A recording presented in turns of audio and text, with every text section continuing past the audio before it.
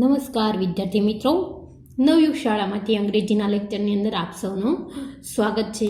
ધોરણ 12ની અંદર આપણે શીખી રહ્યા છીએ યુનિટ નંબર 8 ફોર યુથ, જેમના પેરેગ્રાફ, ટ્રુ ફોલ્સ અને કુલ 3 શોર્ટ નોટ આપણે જોઈ ચૂક્યા છીએ, ભણી ચૂક્યા છીએ. આજની શોર્ટ નોટ છે શોર્ટ નોટ નંબર 4, જેમના વિશે આજે આપણે અભ્યાસ કરીશું. મિત્રો, આગળની કુલ 3 શોર્ટ નોટ છે આપ સૌએ નોંધી લીધી છે અને તમારી રીતે તૈયાર પણ જેવી તેવી કરી નાખી છે. મિત્રો, થોડી તૈયાર કરવી ખૂબ જરૂરી છે, કારણ કે જો તમે થોડી તૈયારી કરેલી હશે તો જ તમે વ્યવસ્થિત રીતે લખાણ લખી શકશો, તો જ તમને પૂરતા માર્ક મળી શકશે. મિત્રો, આગળની 3 શોર્ટ નોટની અંદર પ્રથમ શોર્ટ નોટ હતી જેમાં હતું ફ્રીડમ અ કોમ્પ્લેક્સ પ્રોબ્લેમ, એટલે કે સ્વતંત્રતા એક જટિલ સમસ્યા. ત્યાર પછીની સેકન્ડ હતી ધ રિયલ ફ્રીડમ, એટલે કે સાચી મુક્તિ. સાચી મુક્તિ કોને કહેવાય તે. ત્યાર પછીની થર્ડ હતી the real function of education, એટલે કે શિક્ષણના રિયલ ફંક્શન, સાચું કાર્ય શું છે, શિક્ષણનું સાચું કાર્ય શું છે. ત્યાર પછીની આજની ચોથી છે શોર્ટ નોટ નંબર 4 છે hurdles in achieving the real freedom. એવી શોર્ટ નોટ છે મિત્રો, જેના વિશે આપણે આજે અભ્યાસ કરીશું. 10મો ક્લાસ છે, unit 8 for youth, short note number 4 hurdles. Hurdles એટલે કે અવરોધો. ઇન અચીવિંગ એટલે કે મેળવવું.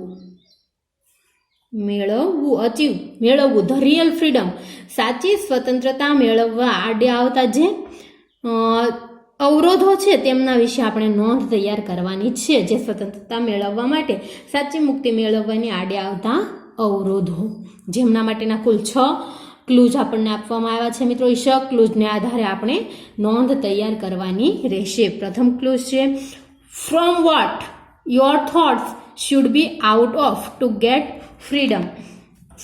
ફ્રોમ વોટ એટલે કે શામાંથી, ફ્રોમ એટલે કે માંથી, અને વોટ એટલે શું, એટલે કે શામાંથી, યોર થોટ્સ તમારા વિચારો, should be out of to get freedom મુક્તિ મેળવવા માટે આપણા વિચારો શાની બહાર હોવા જોઈએ.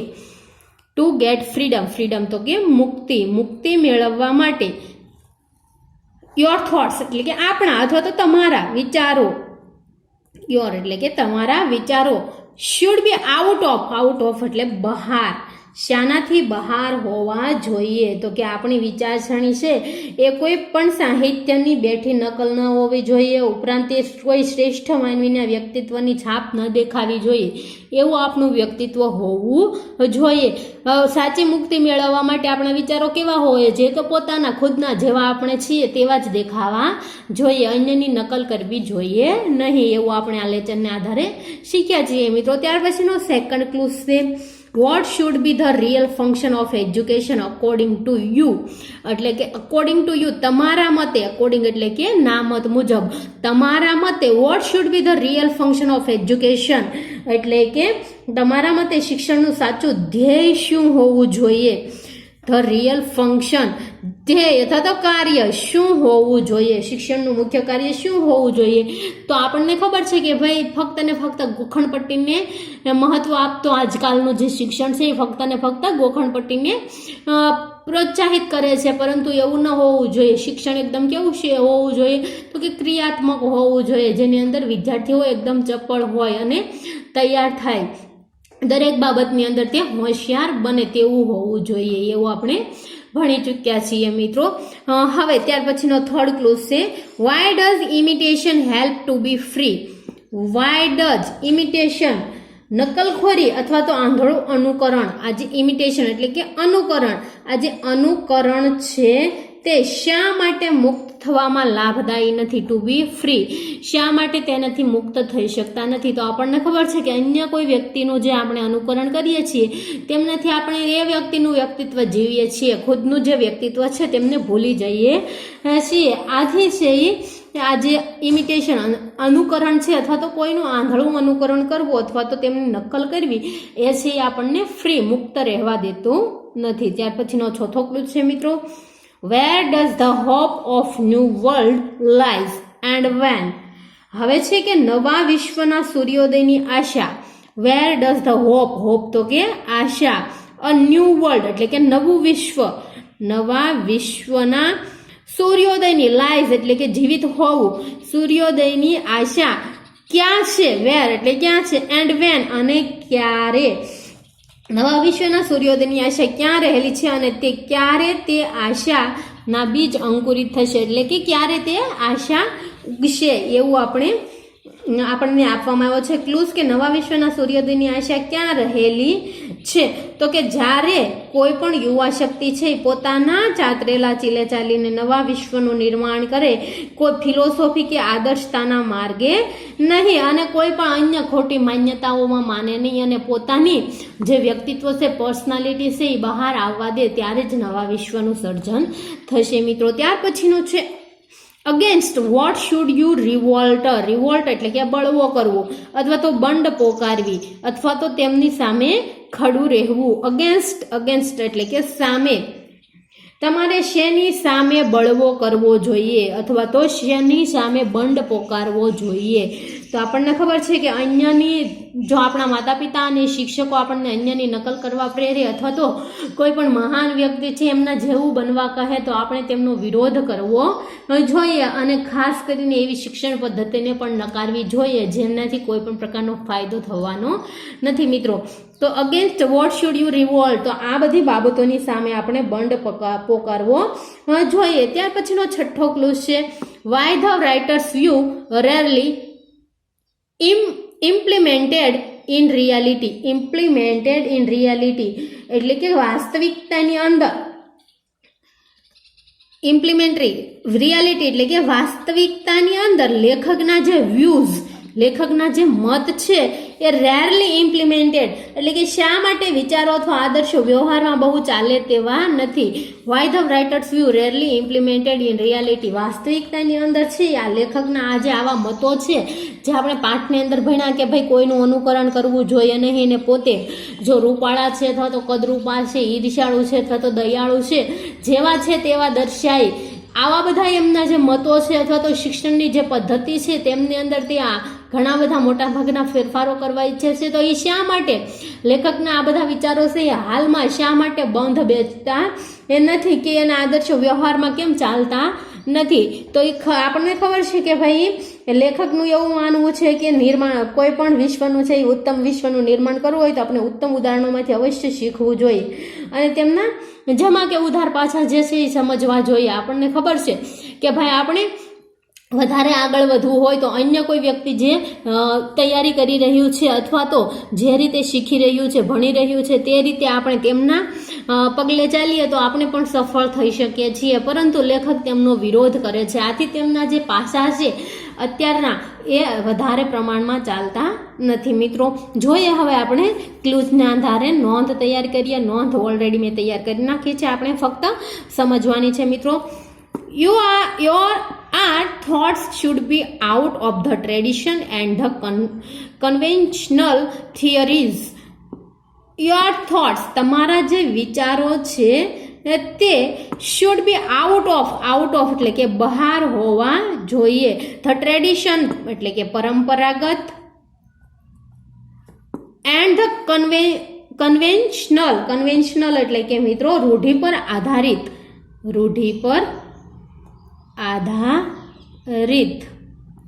થિયરીઝ એટલે કે સિદ્ધાંત, કોઈ પણ સિદ્ધાંત છે તે સ્થાપવું.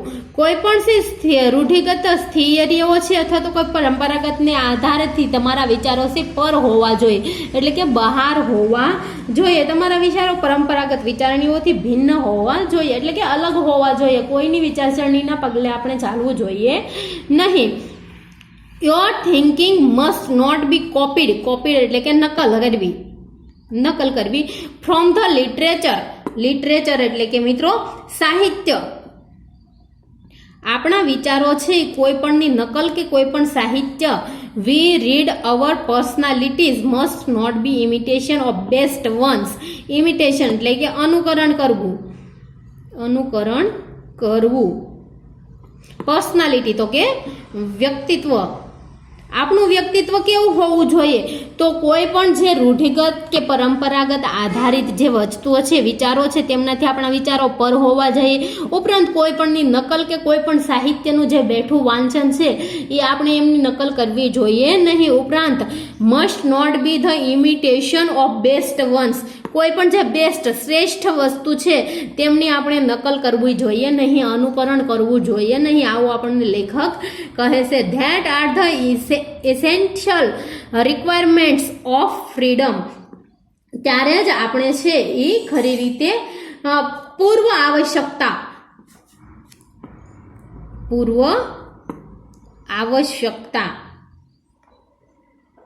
મુક્તિની આ પૂર્વ આવશ્યકતા છે. That are the essential requirements of freedom, મુક્તિની આ જે પૂર્વ આવશ્યકતા છે. એટલે કે કોઈ પણ વ્યક્તિને જો ફ્રી રહેવું હોય તો તેમણે શું કરવું જોઈએ? સૌપ્રથમ તો આ તમામ વસ્તુ છે, કોઈ પણ સાહિત્ય છે, કોઈ પણ મહાન વ્યક્તિ છે, અથવા તો કોઈ પણ શ્રેષ્ઠ વ્યક્તિ છે, અથવા તો કોઈ પરંપરાગત કે રૂઢિગત વિચારો છે, આ સિદ્ધાંતો છે, એ તમામ વસ્તુને એને છોડવી જોઈશે અને તો જ તે પોતે ફ્રી થઈ શકશે.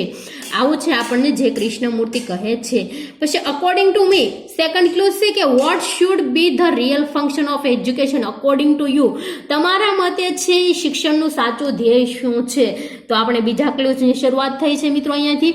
અકોર્ડિંગ ટુ મી, મારા મતે current Indian education system, current એટલે કે જે હાલમાં શરૂ છે તે ઇન્ડિયન એજ્યુકેશન સિસ્ટમ, હિન્દુસ્તાનની અંદર જે એજ્યુકેશન સિસ્ટમ શિક્ષણ પદ્ધતિ છે, નીડ્સ સમ ચેન્જીસ, નીડ્સ એટલે કે જરૂર છે, સમ ચેન્જીસ અમુક બદલાવની જરૂરિયાત છે. Education function should be based on, based એટલે કે આધાર રાખવો ઓન ક્રિએટિવિટી એટલે કે ક્રિયાત્મકતા, સર્જનાત્મકતા, યુનિક આઈડેન્ટિટી એટલે કે નવીન સર્જનતા,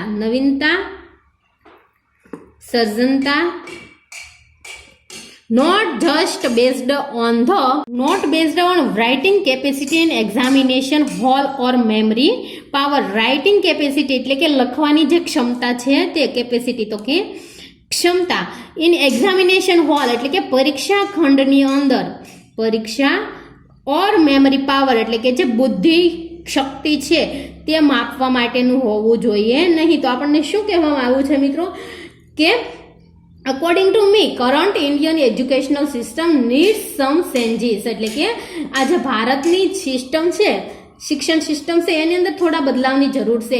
education function should be based on creativity or unique identity, એટલે કે જે એજ્યુકેશનના જે ધ્યેયો છે, પાછા છે, એનો આધાર કોના ઉપર હોવો જોઈએ? તો ક્રિયાત્મકતા, સર્જનતા અને નવીનતા પર હોવો જોઈએ. Not just needs based on the writing capacity in examination hall or memory power. ફક્ત અને ફક્ત કોઈ પણ પ્રકારની ગોખણપટ્ટી કે પરીક્ષા ખંડમાં લખવાની ક્ષમતા કે ગોખણપટ્ટીની શક્તિહીન આધારશિલા પર ન હોવો જોઈએ. ત્યાર પછીનો ક્લુઝ હતો મિત્રો ત્રીજો clues, why does imitation help to be free, એટલે કે જે આપણને એજ્યુકેશન છે એ આપણને મદદ મુક્તિ મેળવવા માટે મદદ કઈ રીતે કરે છે? તો લેખકના મતે આપણે જોઈએ કે ઇમિટેટિંગ, નકલ કરવી છે એ શું છે? તો અકોર્ડિંગ ટુ રાઇટર, લેખકના મતે ઇમિટેટિંગ ડઝ નોટ હેલ્પ, આ જે અનુકરણ છે, આંધળું અનુકરણ, ડઝ નોટ હેલ્પ આપણને મદદ કરતું નથી. હેલ્પ તો કે મદદ કરતું નથી. બીકોઝ કારણ કે it makes us like somebody, like એટલે ના જેવું, કારણ કે તે આપણને અન્યના જેવું બનાવે છે. સમબડી એટલે કે કોઈ પણ એક વ્યક્તિ. અવર ઓવન પર્સનાલિટી, ઓવન એટલે કે પોતાનું જે વ્યક્તિત્વ છે તે, પર્સનાલિટી વ્યક્તિત્વ જે છે તે undergoes a dark shadow of that person. Dark shadow એટલે કે તેમનો અંધારામય જે પ્રકાશ છે, ડાર્ક તો કે અંધારું અને શેડો તો કે છાંયડો, એમના છાંયડાની અંદર જે આપણી ઓવન પર્સનાલિટી ખુદનું વ્યક્તિત્વ છે એ વ્યક્તિ અંડરગોઝ એટલે કે એમના અંદર ઓફ ધેટ પર્સન, જે વ્યક્તિનું આપણે અનુકરણ કરીએ છીએ તે વ્યક્તિની અંદર આપણી જે પોતાની વાસ્તવિકતા છે, પોતાનું ખુદનું વ્યક્તિત્વ છે એ આભા એમની અંદર ઢંકાઈ જાય છે, આવું લેખકનું કહેવું છે મિત્રો. Imitating makes a person photocopy of someone. Imitating, આ જે અનુકરણ છે, નકલ છે, મેક્સ અ પર્સન એટલે મેક્સ એટલે કે બનાવવું, અ પર્સન એટલે કે કોઈ પણ વ્યક્તિને ફોટોકોપી ઓફ સમવન, ફોટોકોપી એટલે કે નકલ, કોઈ પણ અન્યનું ફોટોકોપી એટલે કે કોઈ પણ જે વ્યક્તિએ કર્યું છે અથવા તો કરવાનું છે એમની એવી અને એવી બીજી કોપીરાઇટ, જે આપણે કહીએ છીએ તેમને નકલ, ફોટોકોપી ઓફ સમવન, અન્યનું છે એ નકલખોરી છે. Not no one by its one, જેમને પોતાના રીતે છે એ જાણી શકાતું નથી.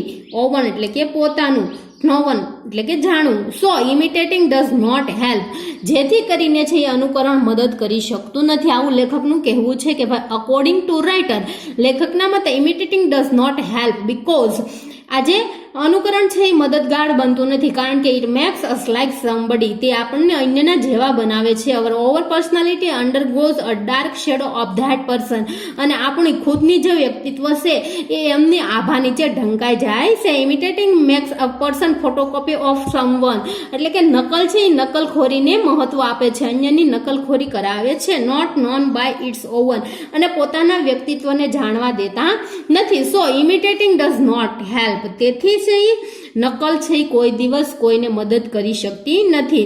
The hope of new world, ત્યાર પછીનું છે કે નવા વિશ્વનું સર્જન કઈ રીતે થઈ શકે, નવા વિશ્વના સૂર્યોદયની આશા ક્યાં રહેલી છે, એન્ડ વેન અને ક્યારે, તો એમના માટેનો છે ક્લુઝ મિત્રો, the hope of new world, એટલે હોપ એટલે કે આશા રાખવી, નવા વિશ્વની, ન્યૂ વર્લ્ડ નવા વિશ્વની આશા રાખવી ક્યાં રહેલી છે મિત્રો, તો lies in the members of youth, members એટલે કે સભ્યો, ઓફ યુથ એટલે કે યુવાનીના, યુવાન સભ્યો જે છે, હુ રિયલી વોન્ટ, જે ખરેખર, વોન્ટ એટલે કે ઈચ્છે છે ટુ બી ફ્રી, જે ખરેખર છે એ ફ્રી, મુક્ત થવા ઈચ્છે છે, એવા યુવાનો માટે, યુવાનો પાસેથી છે આપણે સૂર્યોદયની આશા રાખીએ છીએ. Or really want to grow freedom, અને ખરેખર, રિયલી એટલે કે ખરેખર, વોન્ટ ટુ ગ્રો ફ્રીડમ, અને સ્વતંત્રતાને ઉજ્જવળ કરવા ઈચ્છે છે. ઇટ લાઈઝ ઓનલી વેન, અને તે ત્યારે જ શક્ય છે, વેન જ્યારે, the youth creates new world, creates એટલે કે સર્જન કરવું, જ્યારે યુવાનો, યુથ એટલે કે યુવાનો, ક્રિએટ્સ નવા વિશ્વનું સર્જન કરશે, અકોર્ડિંગ ટુ ઇટ્સ ઓવન પથ, એટલે કે એમના મત મુજબનો જે પથ એટલે કે રચતો ચીલો, એના પોતાનો ચીલો ચાતરશે, જ્યારે યુવાનો પોતાનો ચીલો ચાતરશે ત્યારે જ છે એ નવા સૂર્યનો ઉદય થશે અથવા તો નવા વિશ્વનું સર્જન થશે. Not of any idealism or philosophy, નહીં કે કોઈ પણ આદર્શ, નહીં કોઈ આદર્શો કે ફિલોસોફી, તત્વચિંતકોના મતે નહીં. આ રીતે આવશે મિત્રો.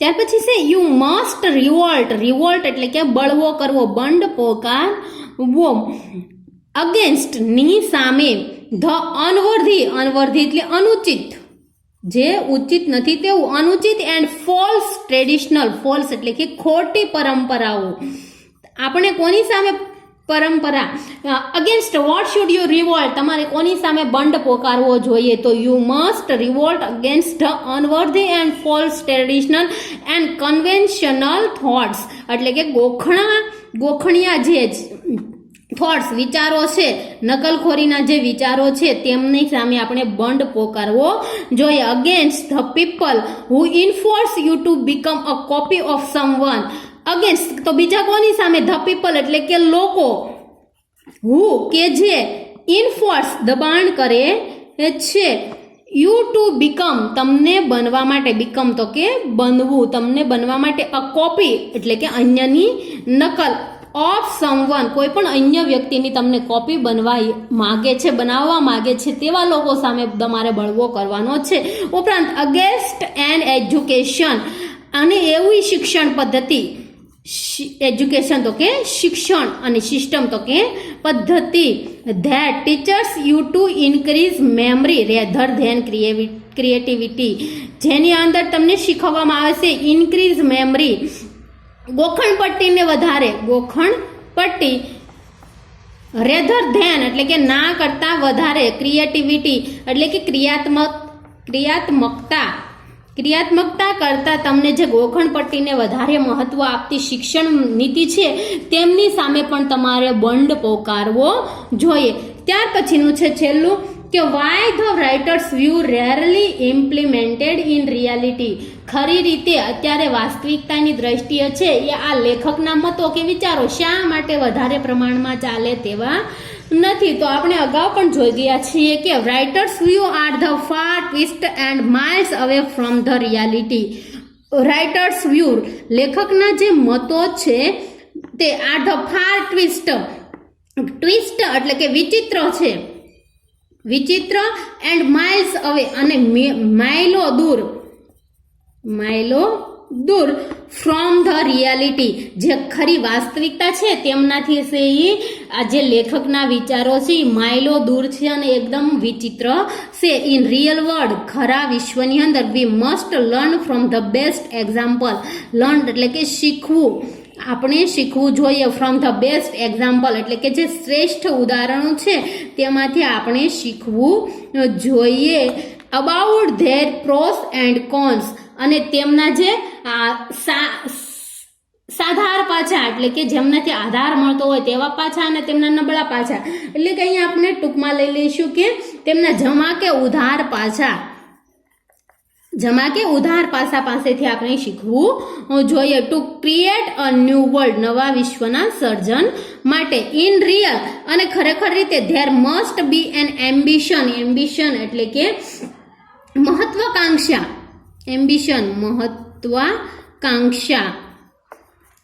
ઓફ બીકમિંગ સમવન અને કંઈક વિશેષ વ્યક્તિ, સમવન એટલે કે આટલા બધા વ્યક્તિ છે એમાંથી ખુદ પોતે કંઈક વ્યક્તિ છે એવી બનવાની મહત્વાકાંક્ષા ખૂબ જરૂરી છે. એઝ રેનફોર્સમેન્ટ એટલે કે મજબૂતીકરણ ઓફ એમ્બિશન એટલે કે મહત્વાકાંક્ષા માટેનું જે મજબૂતીકરણ છે is required for tall and structure of successive personality. required એટલે કે જરૂરી છે, for ઊંચા, tall એટલે કે ઊંચા, and strong એટલે કે strong તો કે મજબૂત, structure તો કે માળખું, ઓફ સક્સેસિવ પર્સનાલિટી એટલે કે સફળ વ્યક્તિત્વ માટે કઈ કઈ વસ્તુ જરૂરી છે? તો એકદમ મજબૂત મહત્વાકાંક્ષા એ છે એ સફળ વ્યક્તિ બનવા માટે ખૂબ જ જરૂરી છે. મિત્રો આ પ્રકારની નાનકડી એવી નોંધ છે, એક દ્રષ્ટિએ જોતા આપણને અઘરી લાગે, પરંતુ જો આપણે એમની સાથોસાથ ભાષાંતર યાદ રાખીએ અથવા તો ભાષાંતરને આધારે તેમના અંગ્રેજી વાક્યો બનાવીએ તો નોંધ એકદમ ઝડપથી અને સરળતાથી આપણે તૈયાર કરી શકીએ છીએ. ઝડપથી હું તમને ફરીથી કહી દઉં છું કે સાચી મુક્તિ મેળવવાની આડે આવતા અવરોધો. તેમની અંદર પ્રથમ ક્લુઝ છે મિત્રો, મુક્તિ મેળવવા માટે આપણા વિચારો શાની બહાર હોવા જોઈએ? તો આપણે લખ્યું કે આપણા વિચારો છે એ પરંપરાગત વિચારણીઓથી ભિન્ન હોવા જોઈએ અને વિચારણી છે તમે વાંચેલી સાહિત્યની બેઠી નકલ ન હોવી જોઈએ અને તમારા વ્યક્તિત્વમાં કોઈ શ્રેષ્ઠ માનવીના વ્યક્તિની છાપ પણ ન દેખાવી જોઈએ. મુક્તિની આ પૂર્વ આવશ્યકતાઓ છે, એટલે કે મુક્તિ તમારે મેળવવી હોય તો આ બધી વસ્તુનું ધ્યાન રાખવું જોઈએ. ત્યાર પછીનો સેકન્ડ ક્લોઝ છે મિત્રો કે તમારા મતે શિક્ષણનું સાચું ધ્યેય શું હોવું જોઈએ? તો કે મારા મતે ભારતીય શિક્ષણ પદ્ધતિમાં કેટલાક બદલાવની જરૂર છે. શિક્ષણ ક્રિયાત્મકતા, સર્જનતા અને નવીનતા આધારિત હોવું જોઈએ, નહીં કે પરીક્ષા ખંડમાં લખવાની ક્ષમતા કે ગોખણપટ્ટીની શક્તિહીન આધારશિલા પર હોય. ત્યાર પછીનું હતું કે નકલખોરી કે આંધળું અનુકરણ છે શા માટે મુક્ત થવા લાભદાયી થતા નથી? તો કે લેખકના મતે કોઈની નકલ કરવી લાભદાયી નથી, કારણ કે તે આપણને કોઈના જેવા બનાવે છે અને આપણી પોતાની વ્યક્તિત્વ આભા તેણી હેઠળ દટાઈ જાય છે. નકલખોરી માણસને એક સાથે નકલ બનાવી શકે છે જેની પોતાની ઓળખ નથી, બીજા વડે તે જાણીતો છે. ત્યાર પછીનો ક્લુઝ છે કે નવા વિશ્વના સૂર્યોદયની આશા ક્યાં રહેલી છે અને ક્યારે? તો છે કે નવા વિશ્વના સૂર્યોદયની આશા છે યુવાનોના એ વર્ગમાં રહેલી છે જે ખરેખર મુક્ત થવા ઈચ્છે છે અથવા ખરેખર મુક્તિને ખીલવવા ઈચ્છે છે. તે ત્યારે જ હોઈ શકે જ્યારે યુવા શક્તિ પોતાના નવા ચાતરેલા ચીલે ચાલીને નવા વિશ્વનું નિર્માણ કરે, કોઈ ફિલોસોફી કે આદર્શતાના માર્ગે નહીં. તમારે અનુચિત અને ખોટી હોય તેવી પરંપરાગત રિવાજો અને વિચારોનો વિરોધ કરવો જ જોઈએ. ત્યાર પછી તમારે શેની સામે બંધ પોકારવો જોઈએ? તો જે લોકો તમને કોઈની નકલ બનાવવા માંગે છે તેઓનો જે શિક્ષણ પદ્ધતિ તમને ક્રિયાત્મકતાને બદલે ગોખવાનું શીખવાડે છે તેની સામે પણ બંધ પોકારવો જોઈએ. ત્યાર પછી શા માટે લેખકના વિચારો અથવા આદર્શો વ્યવહારમાં બહુ ચાલે તેવા નથી? તો કે આપણને ખબર છે કે લેખકના વિચારો ઘણા વિચિત્ર અને વાસ્તવિકતાથી જોજનો દૂર છે. વાસ્તવિક વિશ્વમાં જો તમે એક ઉત્તમ વિશ્વનું નિર્માણ કરવું હોય તો આપણે ઉત્તમ ઉદાહરણોમાંથી અવશ્ય શીખવું જોઈએ અને તેમના જમા અને ઉધાર પાછા પણ સમજવા જોઈએ. વાસ્તવિક રીતે કશું બની દેખાડવાની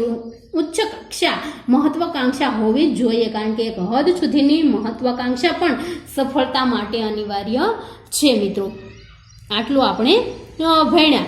હવે આગળના લેક્ચરની અંદર આપણે નવો જ પાઠની શરૂઆત કરીશું. મિત્રો, કાલ કુલ 4 નોંધ આપણે ભણી ચૂક્યા છીએ, જે વ્યવસ્થિત રીતે શીખ્યા પણ છીએ. હવે આગળના લેક્ચરની અંદર નવો યુનિટ શરૂ કરીશું. આ યુનિટના તમામ વસ્તુ છે એ આપણે વ્યવસ્થિત રીતે નોંધ કરી લઈશું નોટબુકની અંદર અને વ્યવસ્થિત રીતે તૈયાર પણ કરી લઈશું. મિત્રો, આજના લેક્ચરમાં આટલું રાખીએ. અસ્તુ.